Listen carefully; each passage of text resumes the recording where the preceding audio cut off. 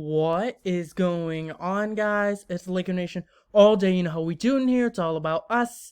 And in this one, we had the LA Clippers defeat our Lakers. It went down to the wire in the fourth quarter, but ultimately what this comes down to is Luke Kennard making every single three-pointer.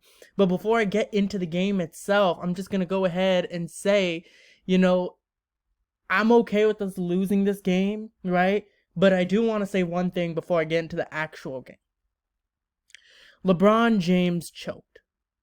And I say that because, I feel like when he was on the floor, we weren't getting much done. When he was on the bench, you saw more players being involved, like a Wayne Ellington, like a Carmelo Anthony, like a Malik Monk. I mean, those players right there were getting much, much more involved when LeBron was on the bench. And I get it. LeBron had the COVID protocol thing. He's had injuries this year. He's only played in 50% of the games this year.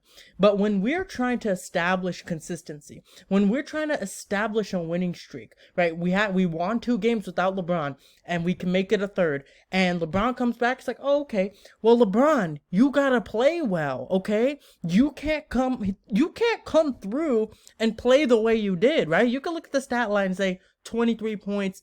11 rebounds, 6 assists. What's the problem?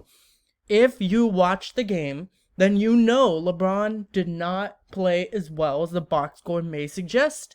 I mean, I can go ahead and point at our free throw shooting because that was atrocious. We were shooting terribly from the free throw line. And had we made our free throws, maybe we could have won this game.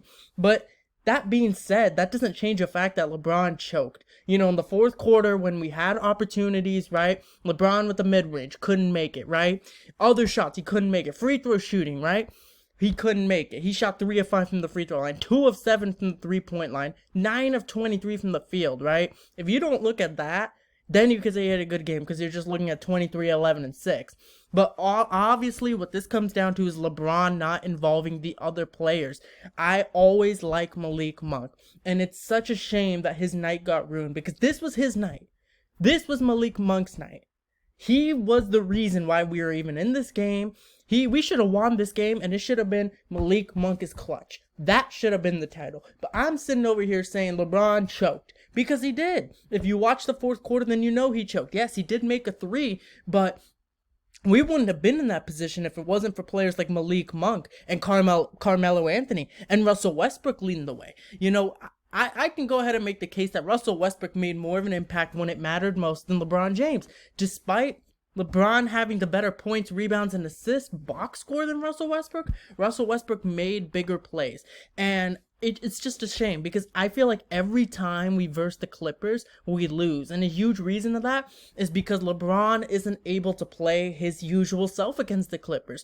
It's whether the pressure or something that the Clippers do defensively that LeBron just does not do well against them. You go all the way back to when he first became a Laker, or even when, the first season that he got AD, right?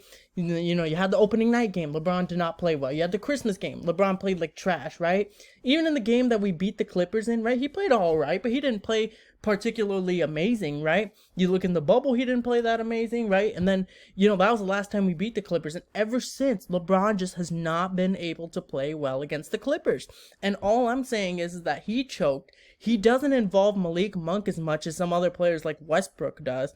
And it's a shame because I like Malik Monk a lot. He can be our future shooting guard, obviously for the future. But LeBron does not involve him much. That's what I genuinely believe. But let me go ahead and go into the specific players. AD. I thought AD had a pretty good game, right? 27 points, 10 rebounds, 4 assists. Honestly, I thought he did pretty well. The only complaint I have is that he missed his free throws. 7-11 from the free throw line, man. I mean, you see the screen that we lost by 4, essentially. It's 119 to 115. And just hypothetically speaking, had AD made those free throws, maybe we could be sitting here with a different result, right? But I'm not going to hold this game against Anthony Davis because ultimately, he, Malik Monk, Westbrook, Carmelo, right? Those were the players as to why we're even in this game to begin with. So I'm not going to put this against AD. LeBron, I already talked about LeBron. I think he choked us the game. I think, we were down in the first place because he didn't involve other players enough like Malik Monk, right? I mean, it just kind of annoys me because even before the fourth quarter, right? First quarter, second quarter, third quarter, right? It seemed that we were playing better without LeBron the entire time. And that's not me saying that we are going to be better without LeBron moving forward. No, no, no, no. We are a better team with LeBron. But what I'm saying is LeBron coming back, right? It disrupts the flow. It disrupts our momentum. Our rotations, what we had going, that gets interrupted. And if that has to get interrupted, then the player coming back has to ball out in order to make up for that. And that was LeBron James, and he did not make up for it. He didn't play that well. Okay, Taylor Horton-Tucker, he got into foul trouble, right? You had Carmelo, who came up huge in the fourth quarter. Wayne Ellington made a couple big shots. Malik Monk made a couple of big shots. But all I'm saying was this was our opportunity to not only beat the Clippers, who it seems like we just struggle to play against them every single time, but to really establish a legitimate win streak. You know, a player like Anthony Davis saying, we can win 10 to 13 games in a row.